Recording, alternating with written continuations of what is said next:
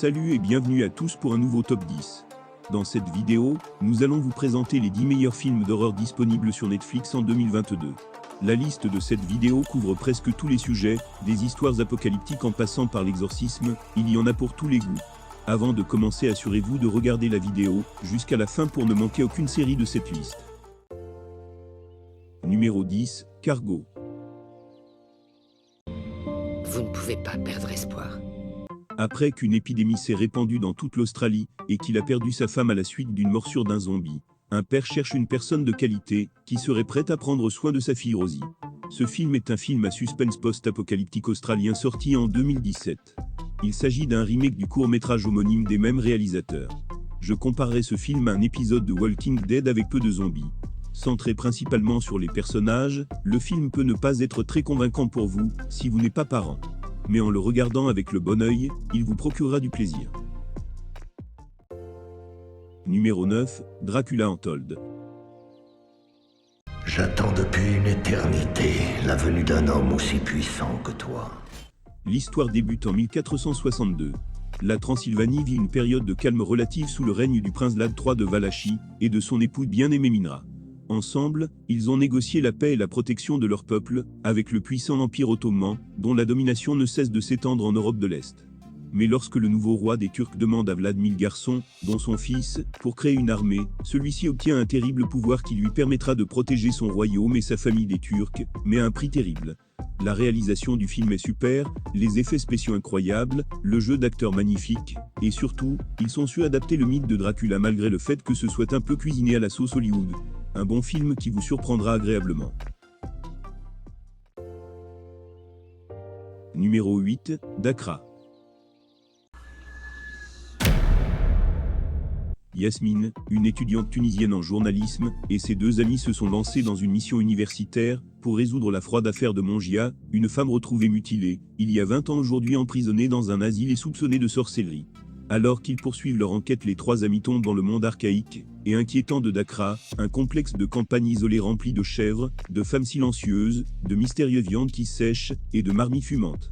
Ils sont accueillis pour passer la nuit par le chef jovial, mais menaçant de la secte, mais lorsqu'Yasmine découvre les secrets de Dakra, elle doit s'échapper avant d'être blessée.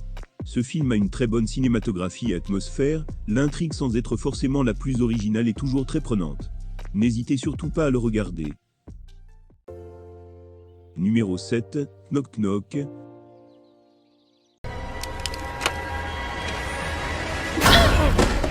Evan est un mari aimant et un père de famille dévoué. Lorsque sa femme et ses enfants quittent leur domicile pour le week-end, ce dernier se retrouve seul à la maison.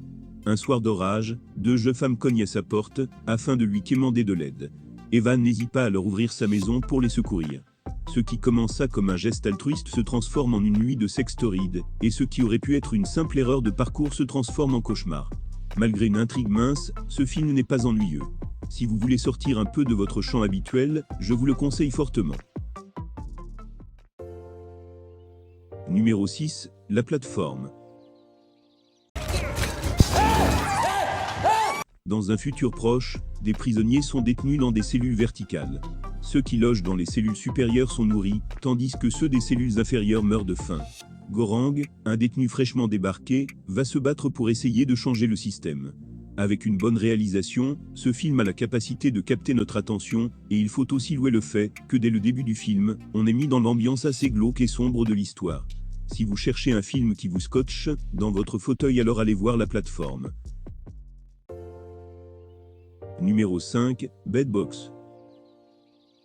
Ouvre les yeux, ouvre les yeux, ouvre les yeux, ouvre les yeux.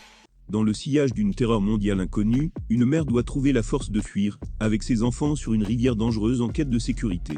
En raison de forces meurtrières invisibles, le périlleux voyage doit être fait à l'aveuglette. Réalisé par Susan Bier, lauréate d'un Emmy, Bed Box est un film à suspense mettant en vedette Sandra Bullock, lauréate d'un Oscar, John Malkovich, Sarah Paulson et Trevor Trode. J'ai personnellement apprécié ce film. Grâce à une tension dramatique magnifiquement utilisée, il nous emmène à une immersion totale dans son histoire. Il est vrai que beaucoup lui reprochent de n'avoir pas donné certaines informations liées à l'intrigue, mais cela n'affecte nullement sa qualité. Numéro 4, L'exorcisme d'Emily Rose.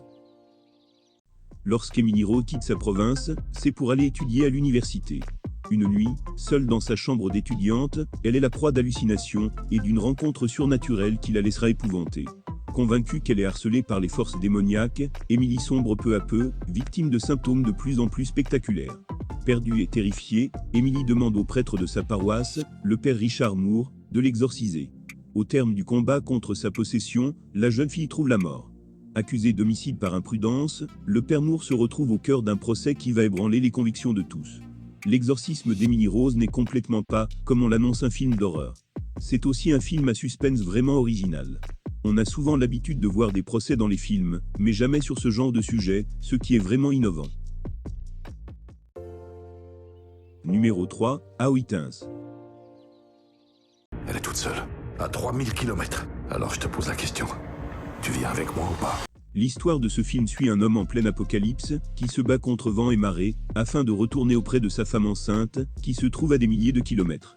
Ce n'est pas un blockbuster spectaculaire, donc ne vous attendez pas à des catastrophes sensationnelles et des échappées haletantes. Toutefois, l'angoisse latente bien entretenue tout au long du film, surtout due au contexte de chaos total, dans un pays où du plus fou au plus désespéré porte un flingue. En plus de cela, il faut noter aussi le magnifique jeu de rôle des acteurs, dont les personnages ont été très bien développés.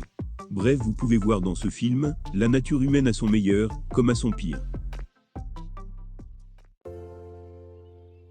Numéro 2, Ouija. Il s'occupera de chacun d'entre nous, à qui il tourne. Debbie et Len ont joué avec une planche Ouija quand elles étaient enfants. Après que Debbie ait redécouvert la planche à l'âge d'une vingtaine d'années, elle se suicide. Cela conduit Len et d'autres adolescents d'une vingtaine d'années à une exploration dangereuse de ce qui s'est passé. C'est un peu trop doux et lent pour satisfaire les fans d'horreur hardcore, mais son histoire est intéressante. De plus, par sa construction lente basée sur l'attente d'effroi, ce film vous fera sauter à un moment donné de votre siège. Pour terminer, les performances des acteurs sont à louer. Numéro 1, Obsession secrète. La jeune mariée Jennifer est brutalement attaquée dans une aire de repos sombre. Pendant qu'elle guérit de ses blessures, elle ne se souvient de rien de son passé, y compris de son agression. Son mari Russell est juste reconnaissant qu'elle soit en vie et impatiente de la ramener à la maison. Alors qu'il la réintroduit dans leur domaine de montagne isolée, le détective Page, dont la propre fille a disparu et n'a jamais été retrouvée, poursuit l'agresseur de Jennifer. Le même sort attend maintenant Jennifer, à moins que quelqu'un ne se rende compte que son aimant gardien est en fait son ravisseur. L'histoire et l'intrigue de ce film sont captivantes, et il y a quelques bons rebondissements en cours de route. Je peux donc honnêtement vous dire que ce film vous divertira. C'est tout pour aujourd'hui. Merci d'avoir regardé cette vidéo, et abonnez-vous à ma chaîne, pour voir plus de vidéos liées aux suggestions de séries et de films.